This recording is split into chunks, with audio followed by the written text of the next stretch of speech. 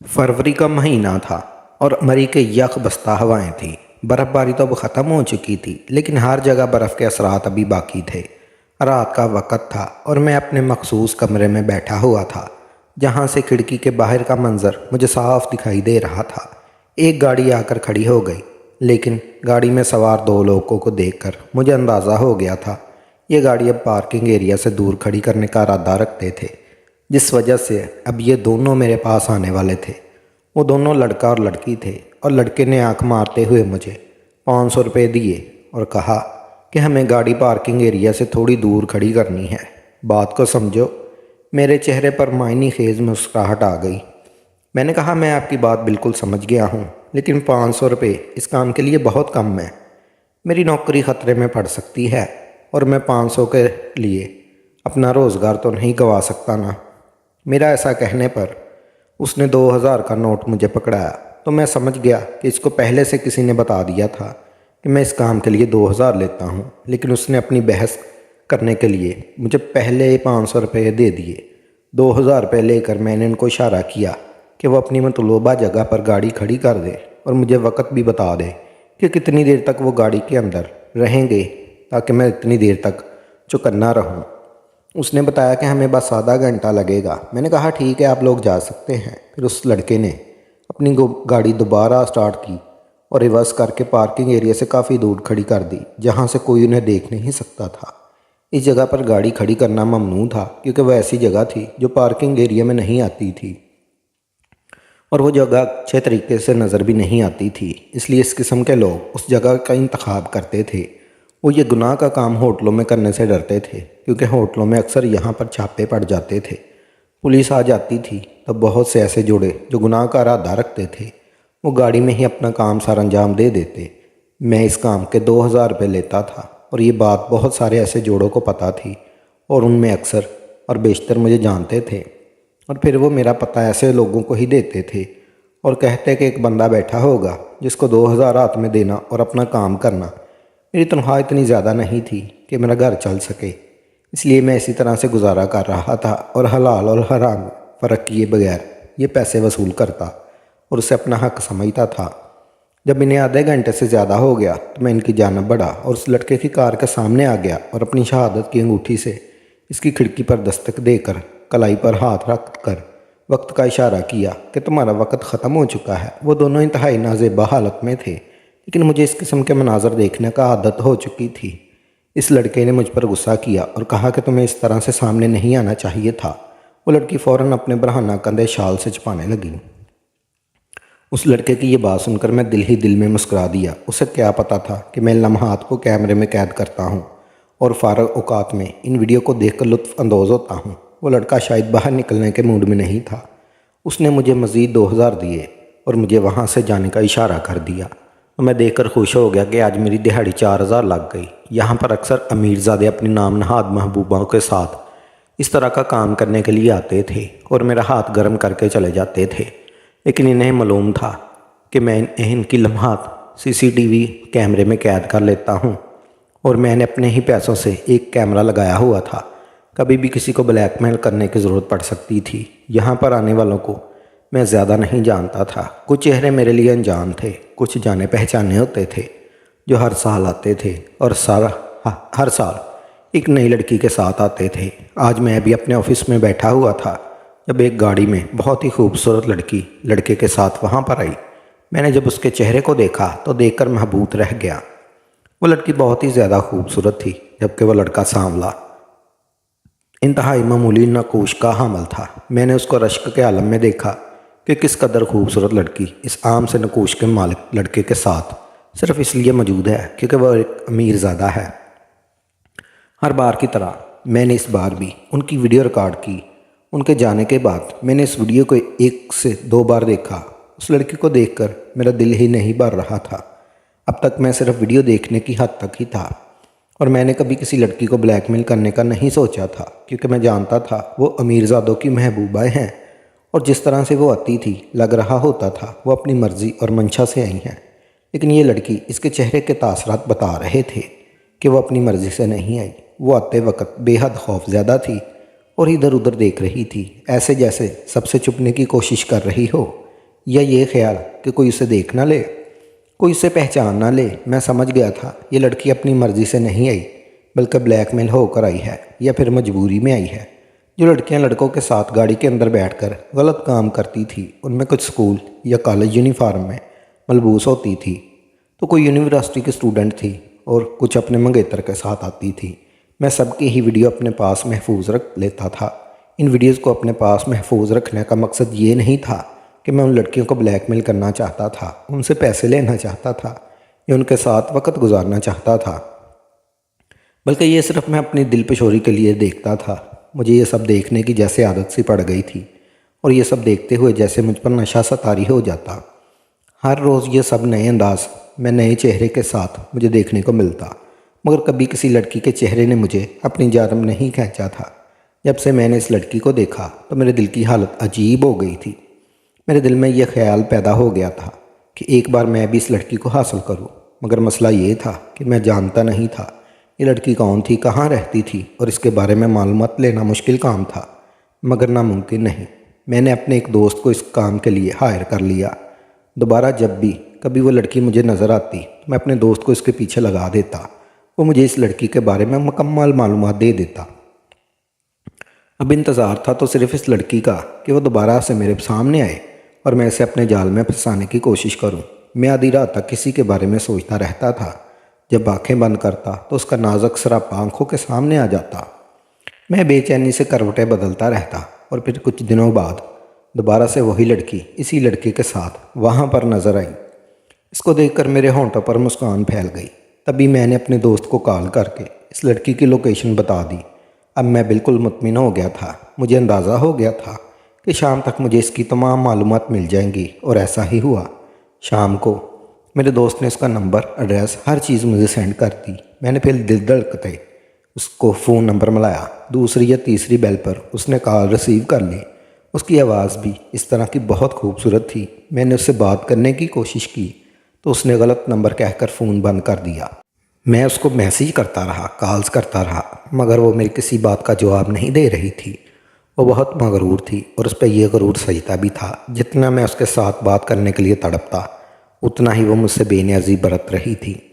اب میں سوچنے لگا کہ اس کے ساتھ کیسے بات کروں اور کیسے اسے اپنے ساتھ ملنے کے لیے تیار کروں۔ تبھی میرے ذہن میں ایک خیال آیا۔ اس پر عمل درآمد کرنا مشکل نہیں تھا۔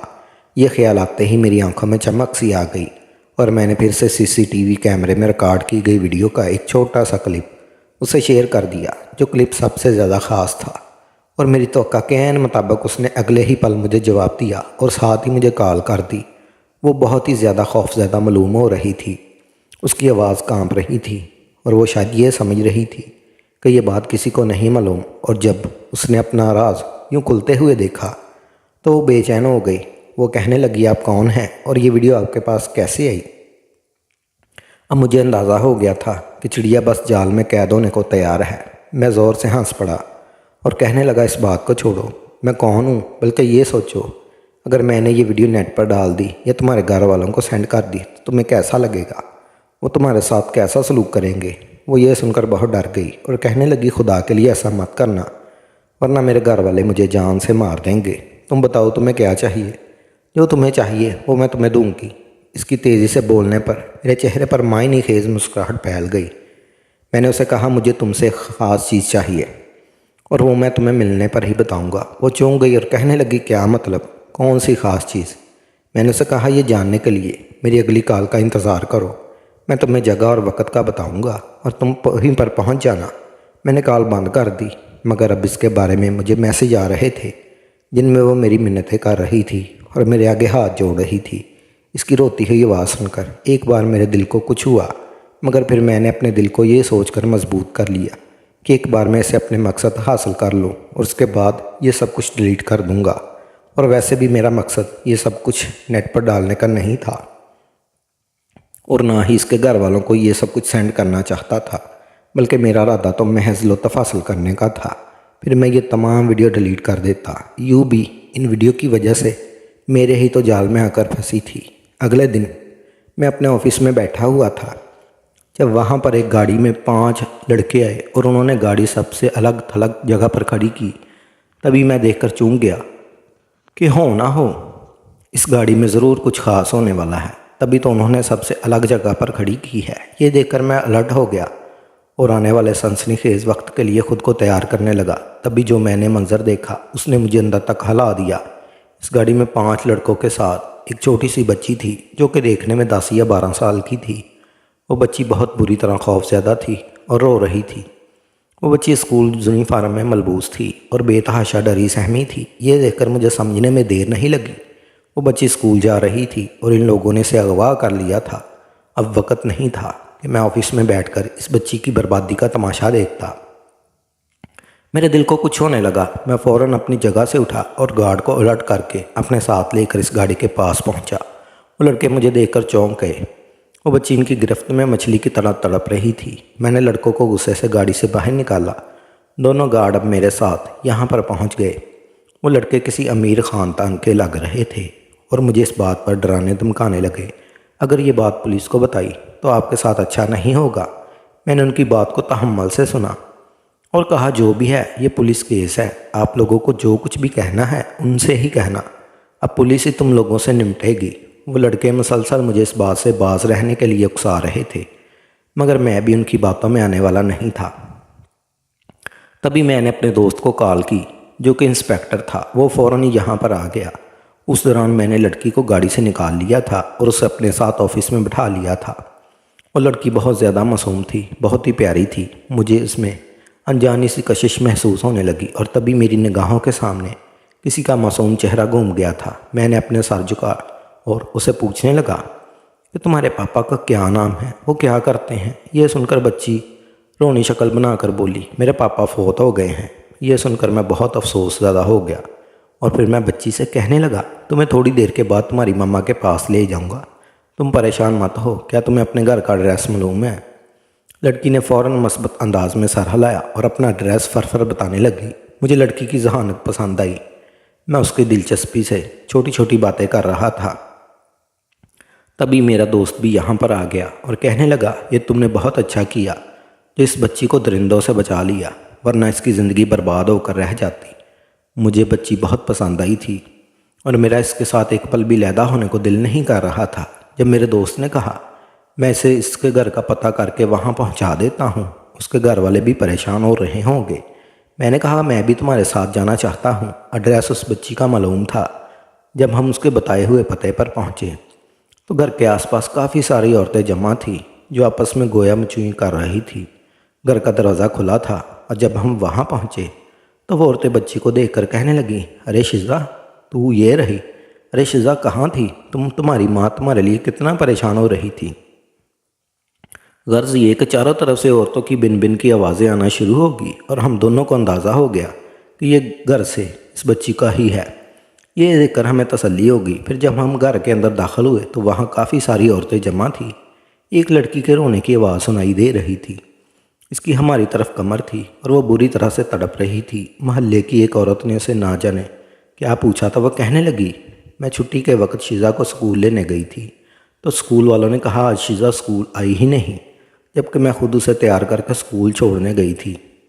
آج مجھے آفس سے دیر ہو رہی تھی، تبھی میں اسکول سے تھوڑا پیچھے سے ہی اسے روانہ کر کے اپنے آفس چلی گئی۔ جب اسکول والوں نے یہ بات کی تو میرے پاؤں کے نیچے سے زمین ہی نکل گئی تھی۔ پھر میں گھر آئی تو یہ گھر پر بھی نہیں تھی۔ میں نے اپنے دوستوں سے کہا، آس پاس ہر جگہ سے پوچھا، سب ہی سے بات سے لا علم تھے۔ وہ روتے ہوئے نڈال ہو رہی تھی۔ اس کی آواز سن کر میں چونک گیا تھا۔ یہ آواز مجھے اپنی لگ رہی تھی، سنی سی لگ رہی تھی اور اب میں اس کا چہرہ دیکھنے کے لیے بے قرار ہو رہا تھا۔ تبھی وہ بچی فوراً آگے بڑھی اور ماما کہہ کر اس سے لپٹ گئی۔ وہ دونوں ایک دوسرے سے لپٹ کر بہت بری طرح رو رہی تھی۔ یہ منظر دیکھ کر میری آنکھیں بھی نم ہو گئی۔ کافی دیر تک میں اور میرا دوست اس کو سنبھالنے کا انتظار کرتے رہے۔ تبھی وہ بچی سے پوچھنے لگی، تم کہاں پر تھی؟ میں نے تمہیں کہاں نہیں ڈھونڈا، اور تم اسکول میں کیوں نہیں گئی تھی؟ اسکول سے کہاں چلی گئی تھی؟ جانتی ہو میں تمہارے لیے کتنا پریشان ہو رہی تھی، کتنی بار تمہیں کہا ہے اکیلے کہیں مت جایا کرو، مگر تم میری بات سنتی ہی نہیں۔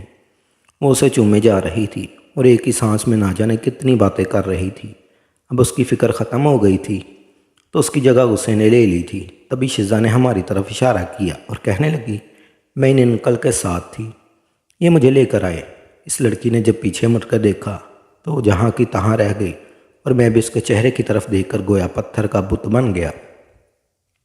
ہم دونوں بے دھیانی میں ایک دوسرے کو دیکھ رہے تھے۔ میرے دوست نے ہمارے تاثرات دیکھے تو چونک گیا اور مجھے کوہنی مار کر پوچھنے لگا، یہ کون ہے؟ یہ تمہیں ایسے کیوں دیکھ رہی ہے؟ کیا تم ایک دوسرے کو جانتے ہو؟ مگر میں تو کچھ کہنے کی پوزیشن میں ہی نہیں تھا۔ میں خاموشی سے وہاں سے اپنے گھر آ گیا اور شاہ زیب مجھے پکارتا رہ گیا۔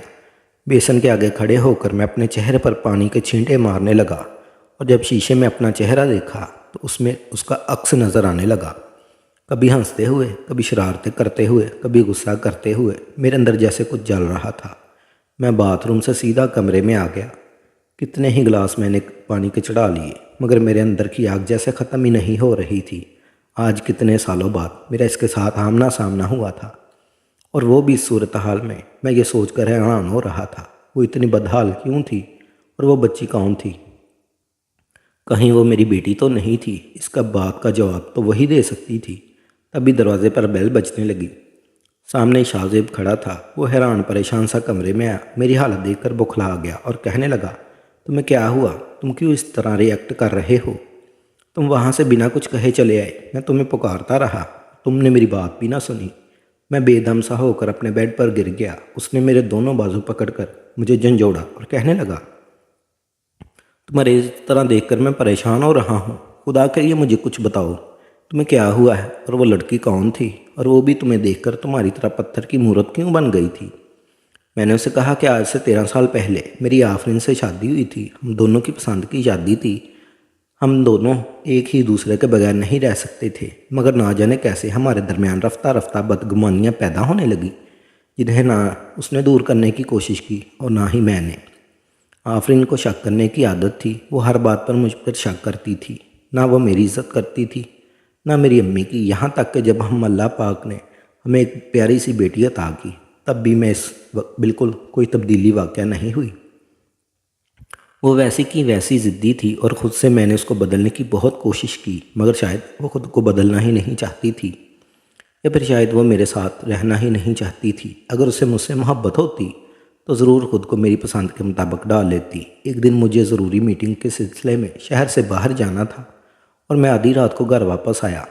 اس دوران بار بار اس کی کالز آ رہی تھی۔ میں میٹنگ میں تھا۔ بار بار اس کی کالز کی وجہ سے میں ڈسٹرب ہو رہا تھا اور دل میں جنجلا بھی رہا تھا۔ میں نے اسے منع کیا تھا کہ مجھے کال نہیں کرنی، مگر اس نے ہمیشہ کی طرح میری بات پر عمل نہیں کیا اور پھر میں نے غصے میں آ کر موبائل ہی آف کر دیا۔ اور آدھی رات کو جب میں گھر آیا تو یہاں اس نے گویا طوفان کھڑا کر رکھا تھا۔ پورے کمرے کا سامان یہاں سے وہاں بکھرا پڑا تھا۔ وہ غصے سے چلا رہی تھی۔ اماں اپنے سر پر ہاتھ رکھ کے بیٹھی تھی۔ جب میں نے یہ ساری صورتحال دیکھی تو میرا دماغ گھوم گیا۔